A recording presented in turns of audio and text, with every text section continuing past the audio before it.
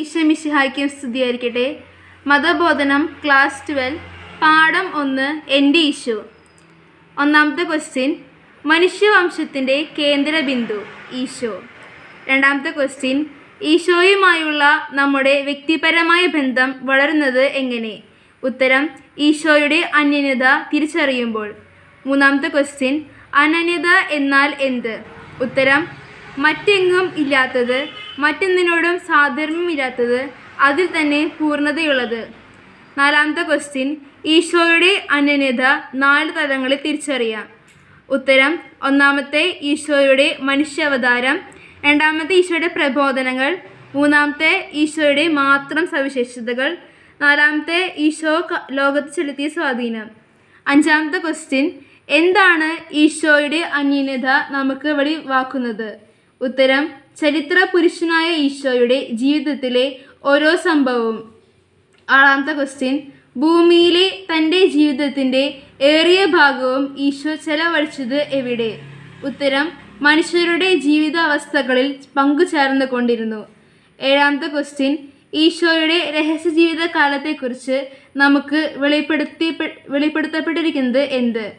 ഉത്തരം, ലൂക്ക 2:51 ഈശോ തൻ്റെ മാതാപിതാക്കൾക്ക് വിധേയനായിരുന്നു. എട്ടാമത്തെ ക്വസ്റ്റ്യൻ, ഈശോയുടെ ജീവിതത്തെപ്പറ്റി നാം പഠിക്കാൻ തുടങ്ങുന്ന വിദ്യാലയമാണ് നസ്രത്തിലെ ഭവനം. ഉത്തരം, നസ്രത്തിലെ ഭവനം. ക്രിസ്തീയ പ്രത്യാശയുടെ ആധാരം എന്ത്? ഉത്തരം, ഉത്ഥിതനായ ഈശോ നൽകുന്നത് നിത്യജീവൻ്റെ ഉറപ്പാണ്.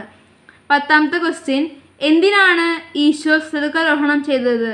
ഉത്തരം, നമുക്ക് വേണ്ടി ദൈവസന്നിധിയിൽ നിൽക്കാനാണ് അവിടുന്ന് സ്വർഗ്ഗാരോഹണം ചെയ്തത്. 11ാമത്തെ ക്വസ്റ്റ്യൻ, നമ്മുടെ ജീവിതം ക്രിസ്തീയമാകുന്നത് എപ്പോൾ? ഉത്തരം, ഈശോയുടെ പ്രബോധനങ്ങളുടെ വെളിച്ചത്തിൽ സമകാലിക ലോകത്തെ തിരിച്ചറിഞ്ഞ് ജീവിക്കുമ്പോഴാണ്.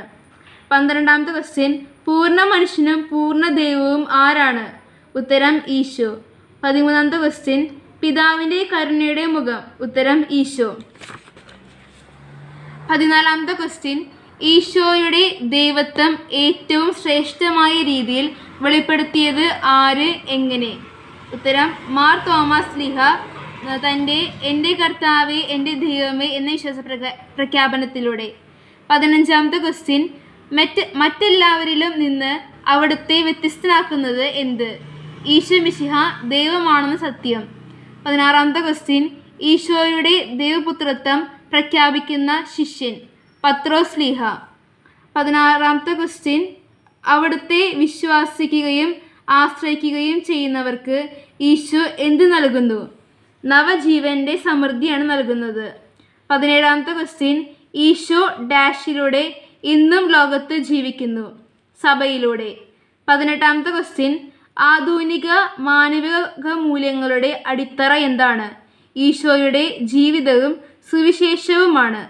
19ാമത്തെ ക്വസ്റ്റ്യൻ, മനുഷ്യൻ്റെ സമഗ്രമായ വിമോചനമാണ് ഈശോ നൽകുന്ന ഡാഷ് രക്ഷ.